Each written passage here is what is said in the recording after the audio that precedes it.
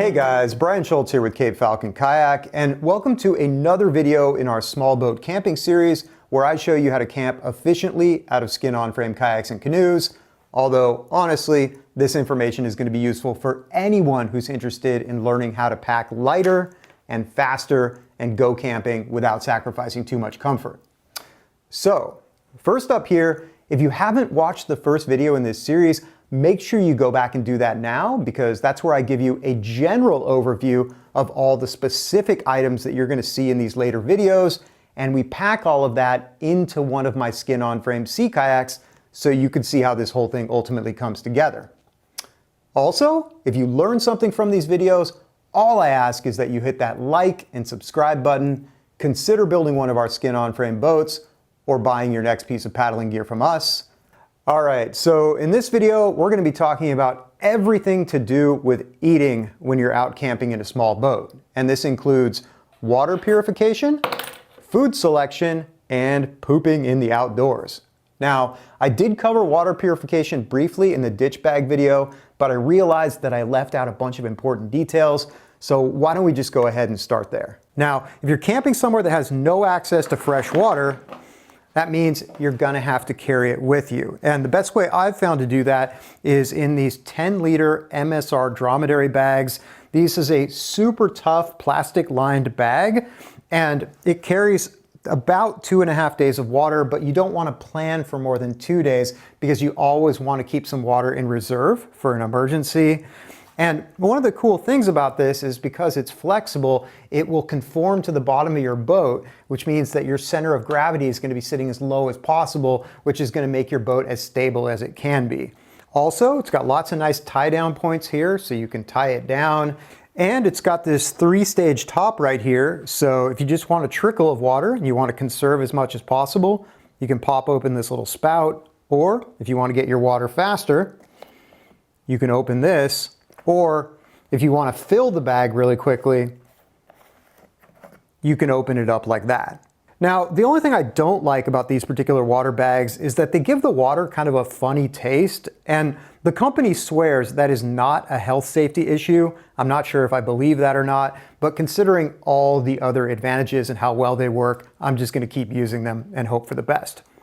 Now, if you are somewhere where you have access to fresh water, or maybe you have access to it intermittently, so you're going to be filling a water bag, you're going to need some way to filter your water. So what I've got here is the system that I've been using for about the last 10 years since it came out, and that is the Sawyer squeeze water filtration bags. And these come in a variety of different sizes. I like the 32-ounce size that comes with a little bit bigger filter.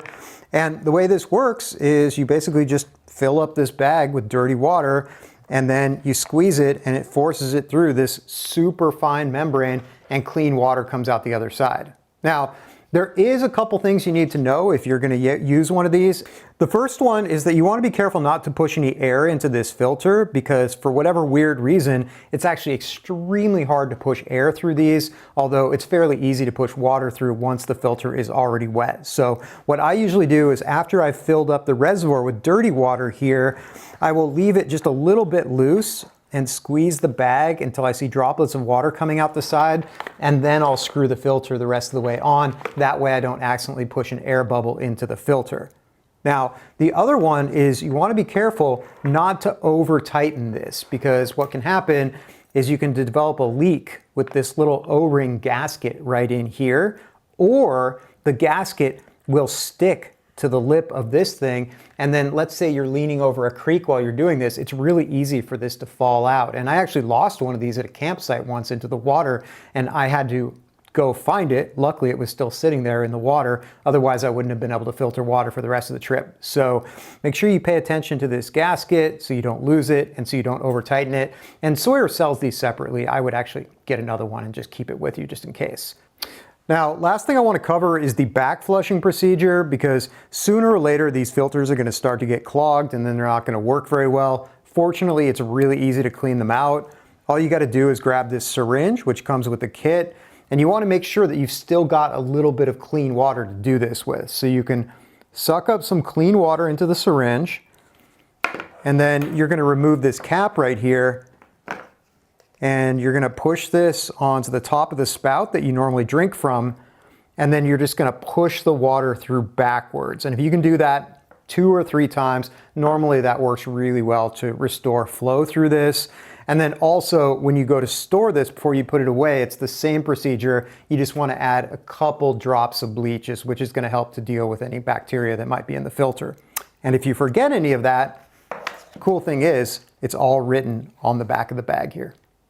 All right, so moving on to food. If you've got plenty of money and you're trying to save the most weight possible, you really can't do better than freeze-dried backpacking meals. However, going all freeze-dried tends to get a bit expensive, and if you don't have to physically carry all of your stuff on your back, you don't necessarily need the lightest food possible. We just need reasonably lightweight food, which you should be able to get at your local grocery store. Now, fair warning here, the menu I'm about to show you is just an example. Obviously, you might want to make substitutions depending on your own preferences or if you have any dietary allergies. Also, even though I am obsessed with cooking good food at home, when I'm out camping, as long as the food is tolerable, that's really all I personally care about. I don't want to haul heavy food with me, and I don't want to spend a lot of time cooking it just to make it taste a little bit better. I'd rather spend my time enjoying the outdoors.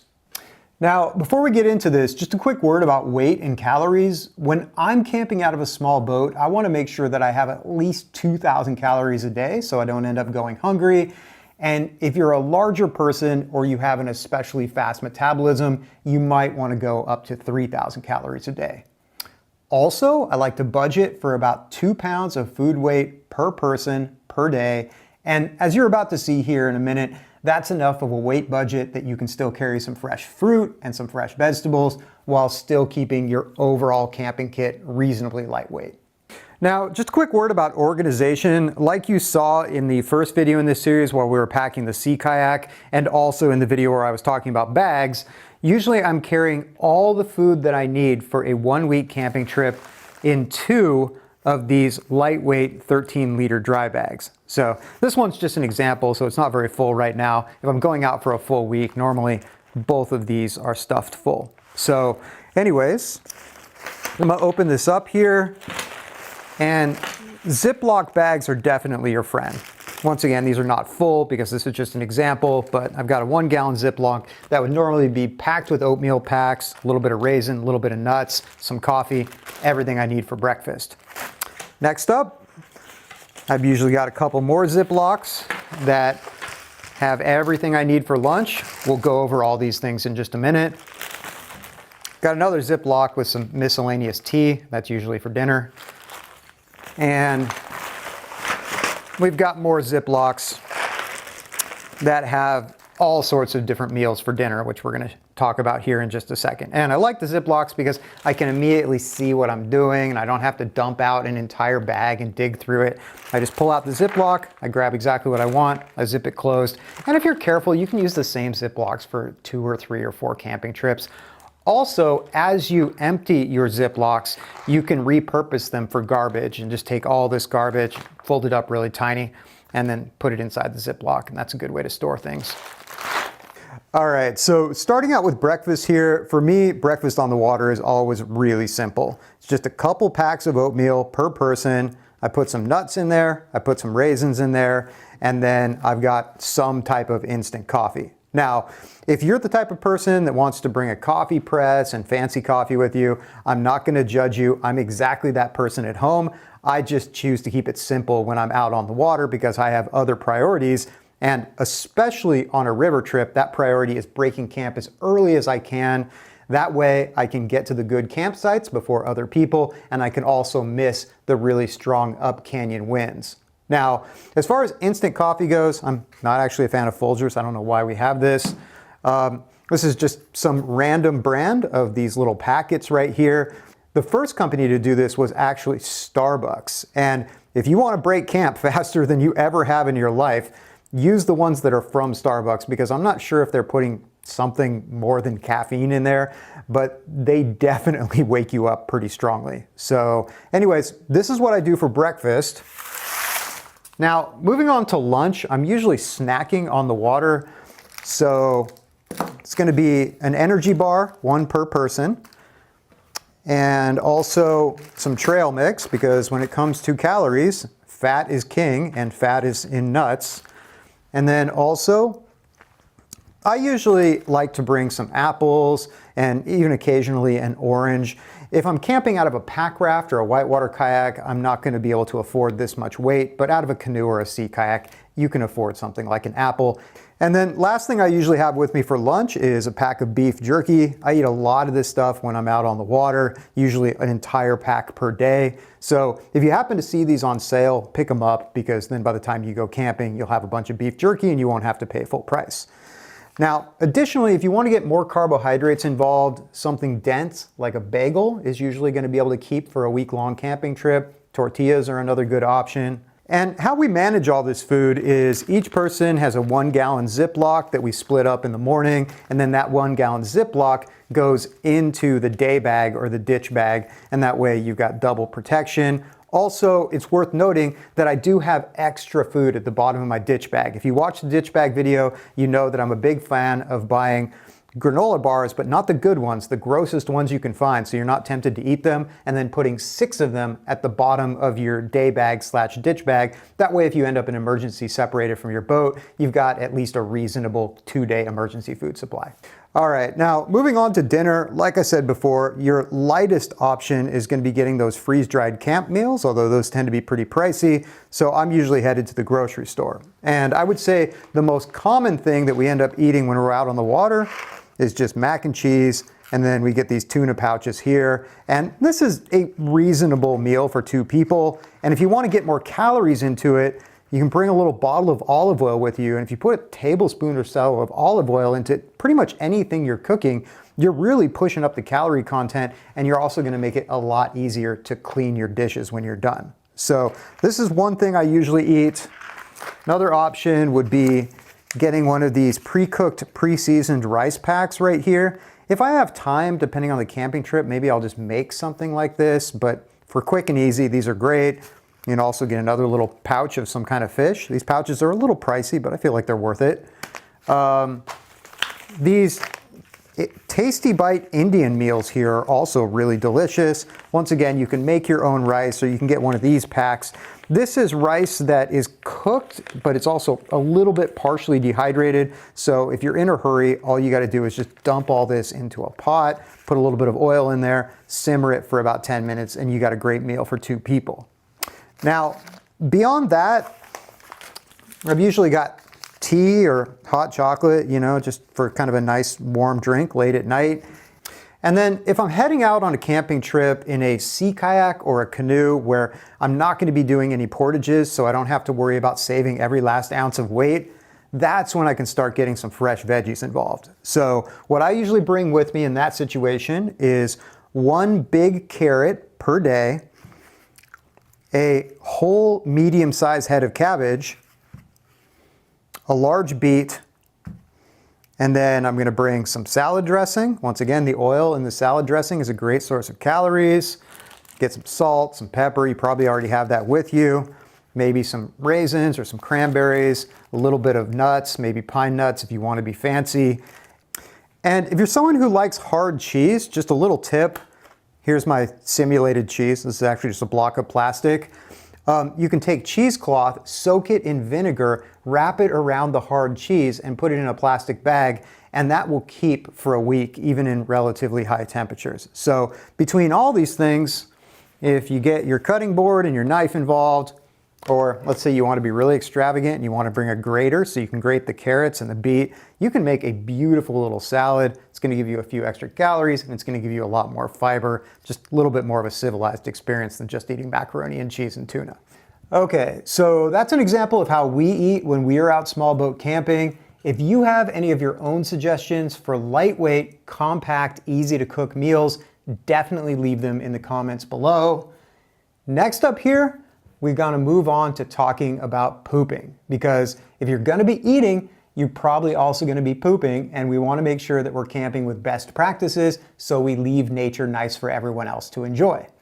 So if you're camping somewhere that doesn't have leave no trace rules, just carrying a spade like this one right here and digging a cat hole that's at least 10 inches deep is probably the easiest way to handle things. However, regardless of whether it's required or not, I would always recommend packing out your toilet paper because contrary to people's beliefs, toilet paper takes forever to biodegrade and it just makes the woods gross for everybody when animals come along and dig it up. Now, if you are camping in a location that has leave no trace rules, that's when we want to start thinking about packing some type of a container. But before I show you my favorite solution, I just want to mention that this may not be permitted in all areas, so make sure you check with the local rules. I have encountered river areas where rangers told me that an approved toilet or wag bags were my only option.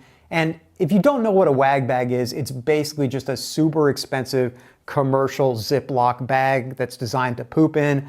I personally think they're disgusting, so what I normally do is just carry a few of those with me, so if the issue comes up with the rangers, I can show them the bags, and then once I actually get on the river, I'm gonna switch to using what I know works well for me. All right, so this is the official Cape Falcon kayak poop tube design. I've been using this design for 20 years, never had any issues, I've never had any failures.